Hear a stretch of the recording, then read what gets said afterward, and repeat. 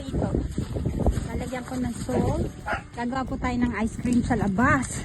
Ito naman. Ito. Sa backyard. Slow Swiss chocolate. Kalahati lang po ginamit ko. Ayan na po siya.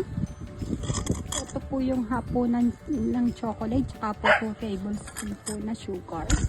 At tsaka po whipped cream.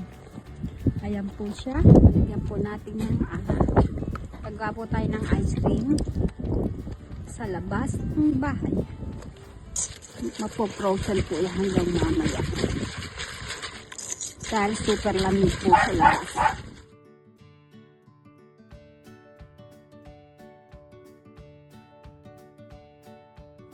Ayan po oh, ice cream na buo agad.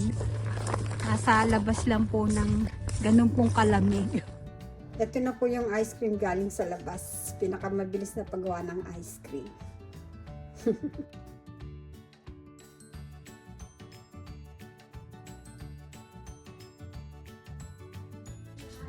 Oh, the best ice cream daw po. Napakabilis gawin. 3 ingredients only.